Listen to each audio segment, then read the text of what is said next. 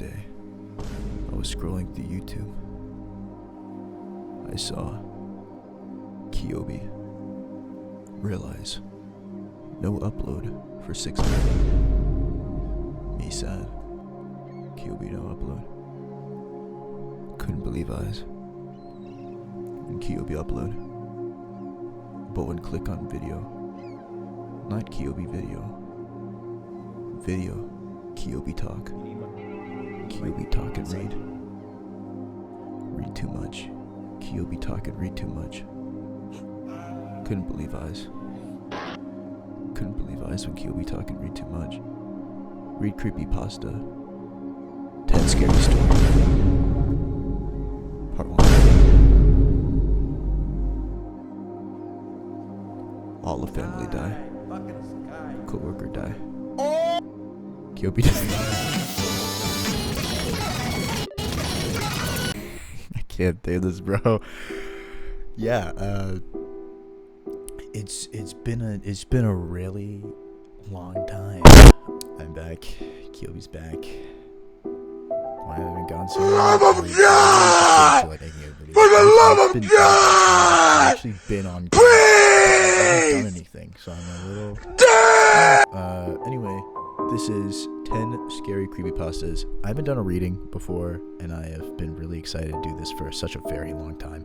So, let's get into it. My name is MCCP. I am test subject MCCP. I used to be an ordinary teenage girl. I started having weird dreams. They made me insane. So insane that I killed someone. I have short brown hair with a purple streak. I have bright blue eyes and a sprinkle of freckles on my face. I'm kinda tall for my age. My hobbies include gaming, creating music, and of course, killing people. The scientists and doctors tested me to find out what's wrong with me, but they didn't find anything. They injected me with a liquid that was supposed to kill me, but my body bonded with it.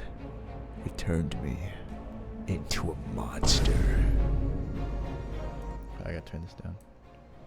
I like it. Whenever I kill someone, my eyes turn a blood red color, and I get stronger and faster and smarter. The next generation of the human race is living in my basement?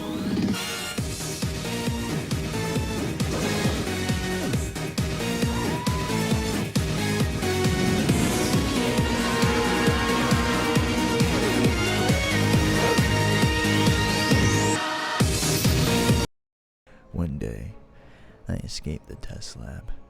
I killed a lot of people to get out of that hellhole. The only thing of value to me was my chainsaw. It was black in color and had a white panda sticker on one side, silver blades, and it would glow a pretty blue color. The police were after me, and I ran and ran. They lost me in the woods. I walked for a while. My blue Converse shoes were all muddy, and my black skirt and white panda hoodie were all bloody. I needed to clean up somewhere. Suddenly, I was tackled to the ground. What the fuck? A boy wearing a white hoodie and black jeans held a knife against my throat.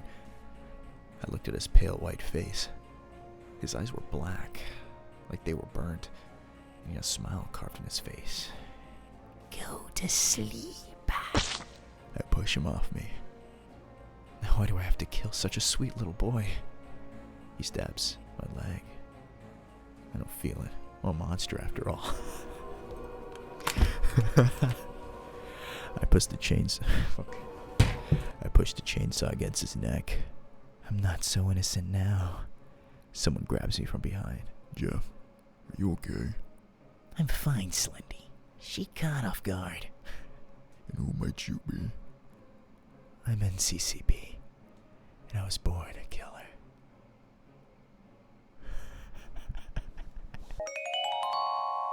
Major Complex Carnage Project. MCCP, that's so fucking stupid. There have recently been many strange reports on different murders and mysterious disappearances. The police had no idea what was going on, so they went to the guardian angels, Creepypasta hunters,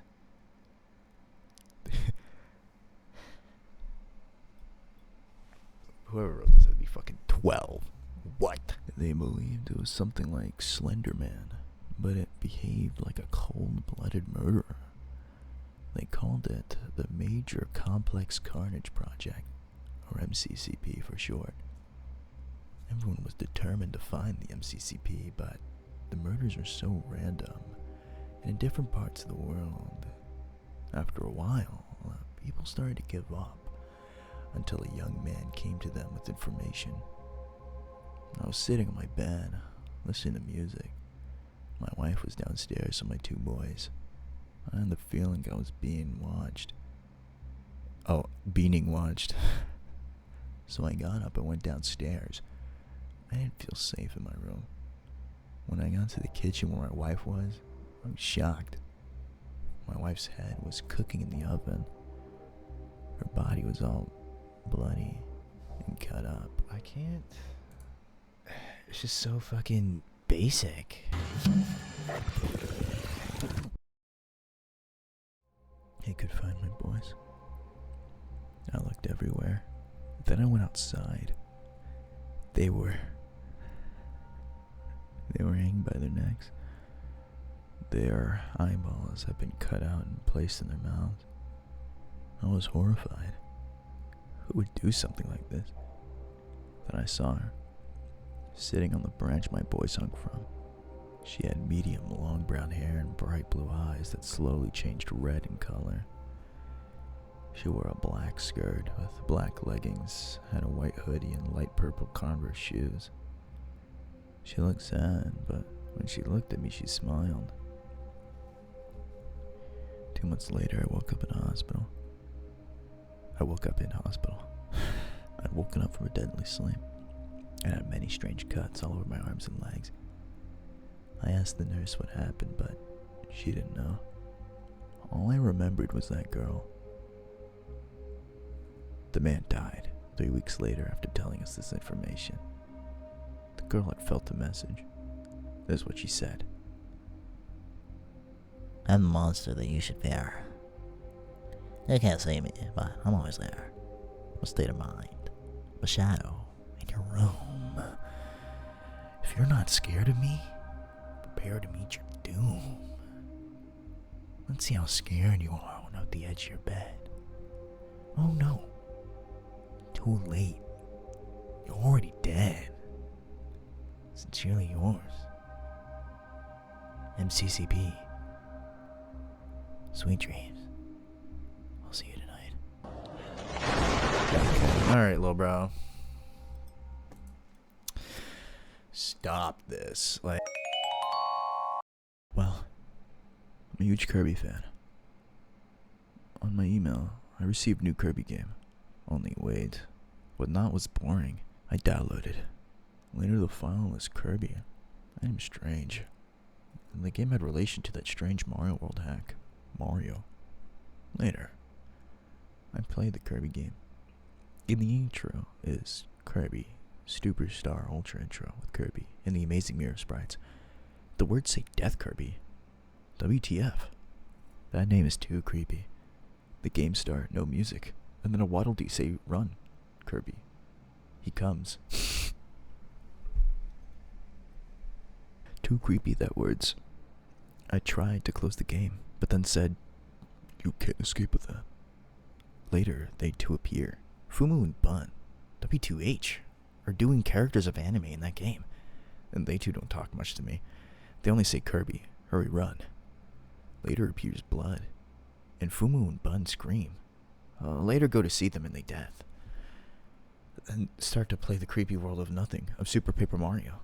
Kirby of red eyes, purple hands, and blood in his mouth appears. Totally. I try to escape at the game, and then say I leave you live a few days. Then the Death Kirby kill Kirby, Meta Knight, Dee Bandana D, Drossia, and all that Popstar people, but the strange was Drossia sprites. They also Jajinka, because my theory of Zero Dawn's Drossia. I played Toho and Mother 3 and said words of Death Kirby. Later I play my Mugen and challenged Death Kirby. Char. My character was Flandre, and I beat so hard. Never download games with strange names. on his emails are evil sprites like Sonic.exe, Ghost, Gygas, Ben, Death Kirby, Uboa, Creepypasta, Hina, Zalgo Zalgo, Pinkie Pie, etc. may kill you. I beat so hard. That's fucking horrifying. Oh god. One night, I was talking with some friends on Discord. Casual stuff. Games, school and things. We got so bored that we decided to do things to humor ourselves out of boredom. Some of us turned on a camera and some didn't. This one guy, I won't get out his name for personal purposes. He was just doing some faces, poses. It was disturbing. Very. It was like his face was mutated. It looked like some kind of monsters. That didn't happen very often too. He started acting different. He was switching moods, doing disgusting and terrifying things. I can't get them out of my head. After a short time, I heard screaming in his microphone. I thought it was just kids playing until I saw it. It was a kid in his room. His face becoming distorted. Then he grabbed the kid and ate his head. Like, literally, not the whole head, but a section of it. It was half eating. Then his face turned to camera. Blood on his mouth and hands with a grin from ear to ear. Then my PC closed. I'm still scared of what happened. He stopped being online after that. I even heard a kid had gone missing.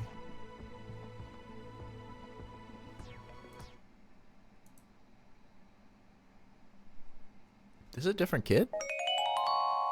It was a normal day like any other. My mom and I had a movie date. A little mother-daughter thing. We were at the supermarket, getting some snacks for a movie. After we were done, we decided to head home. The movie was It.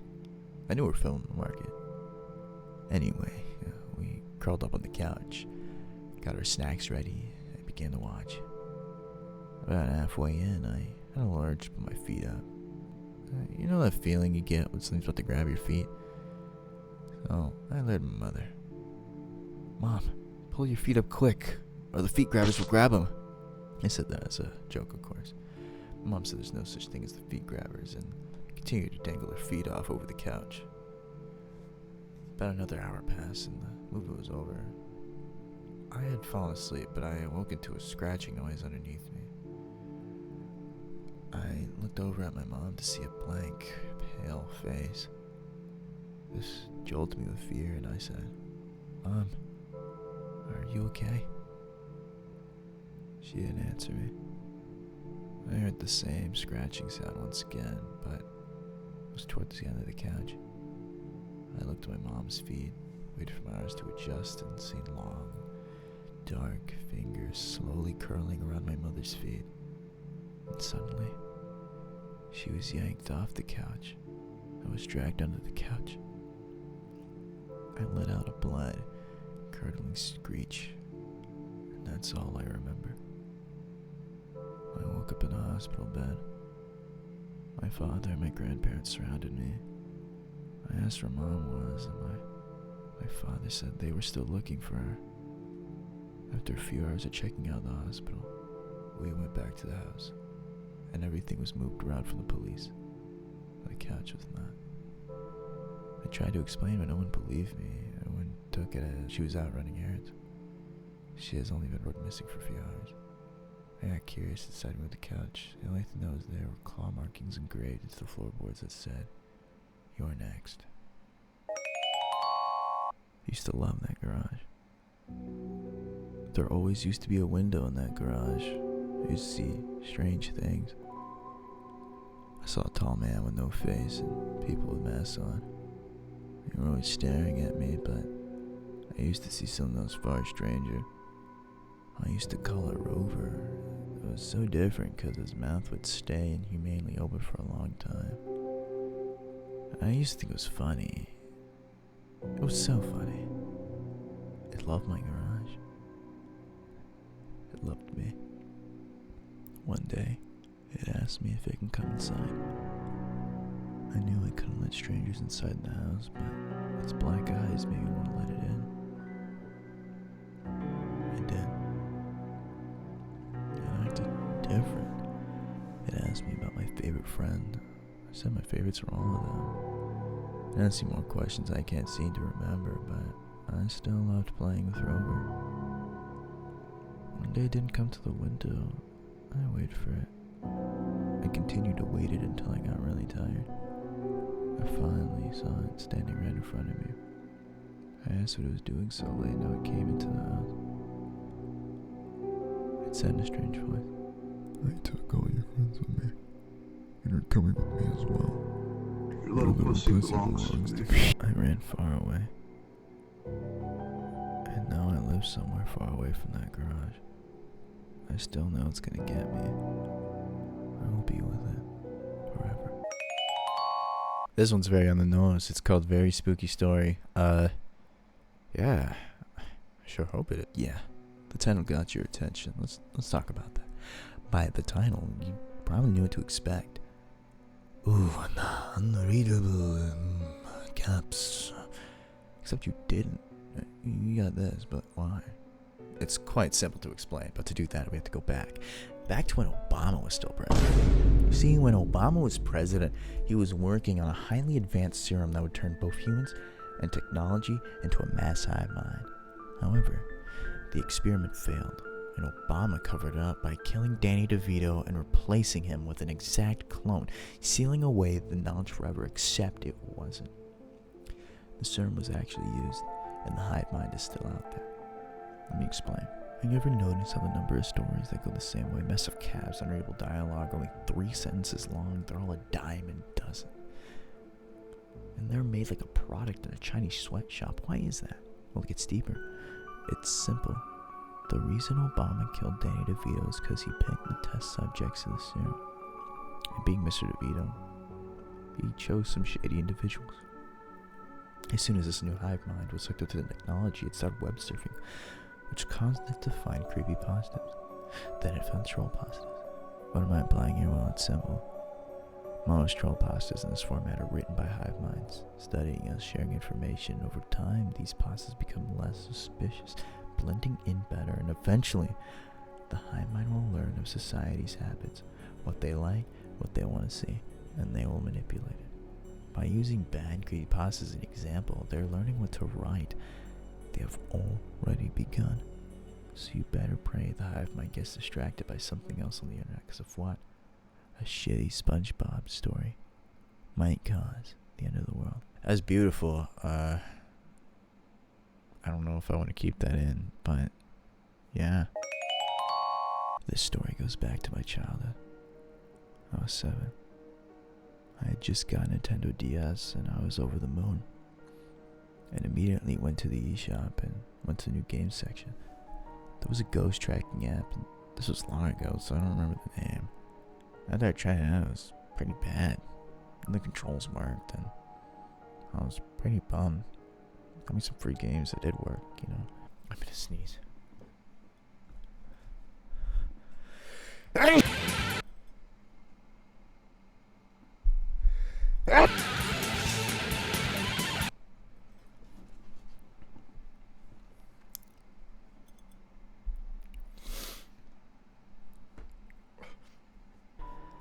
Next day, I wake up and my DS was on the carpet next to my bed. 7-year-old me didn't think too much of it and put it back in the cabinet. I got up and went to brush my teeth scone. I had to catch the bus at... Brush my teeth scone?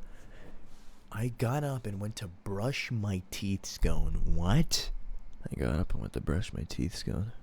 I had to catch the bus at 8:30. I had breakfast and watched an episode of SpongeBob. Something was off about this episode. It had no sound. It was weird. I was very confused, but then it was time to catch the bus, so I ran out the door and just managed to catch the bus. About a day later, I asked my mom why there was no sound, and she said after I left the door, the sound came back on. 7-year-old me thought I was cursed. Next day, I woke up and my DS was open with the ghost tracking app sitting idle. I was waiting to be used, so I did use it. I saw one ghost who was mad and said, "Leave me alone. Don't you come back." Me not thinking of anything, turned it off and went to school. When I got back, my DS was open again, with the ghost tracking app. It's about 8:30 in my bedtime when I decided to use my DS to try to track some more ghosts. I opened my door and immediately say a ghost, but it was only eyes. I was scared and closed my DS, although the eyes didn't go away. I ran back to my room and slammed the door so I woke my whole family up. Then I hear a pound in the hallway. I pulled the covers up over my head and didn't sleep until morning. I got up in the morning with my mom sweeping a bloody footprint. That's what happened after I never used my DS again. She said there was something or somebody in her house. I looked down my room and say, "You closed the door," and then I say, glowing white eyes. It wasn't until I realized there was a body-shaped hole eye the wall.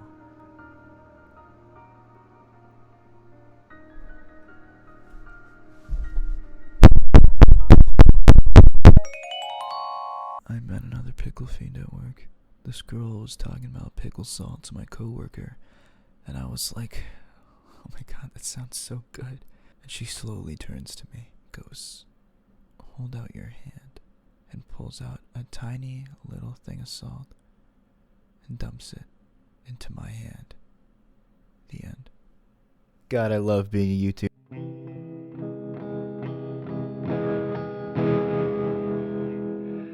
And you, the silence left me on the mend again. I can no longer play pretend.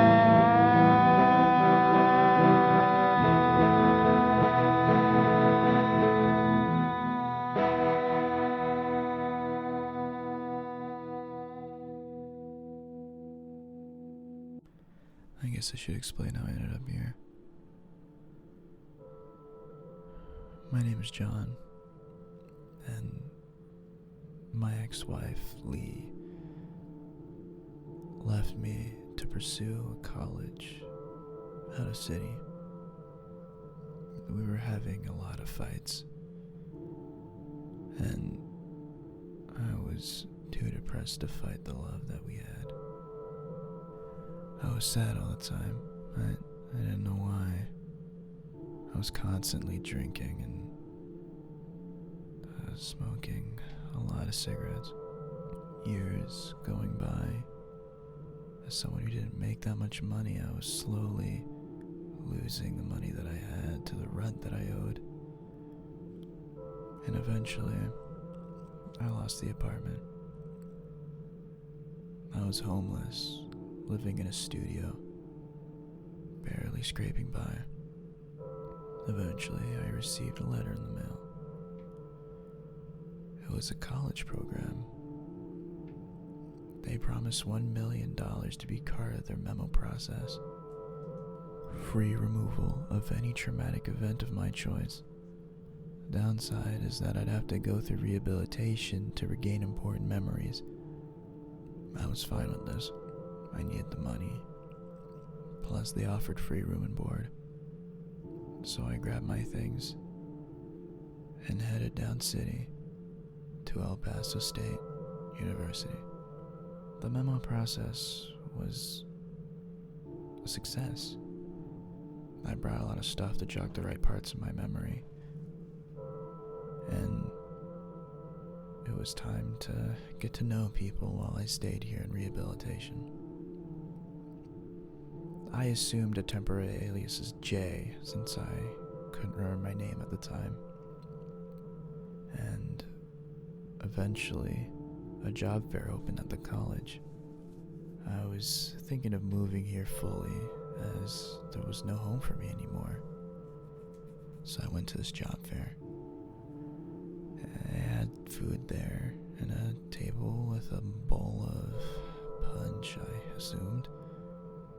And there was a woman there at the table. She was very short and had short hair. She was looking down at the cup in her hand. I thought she'd be one of my first friends while I'm here.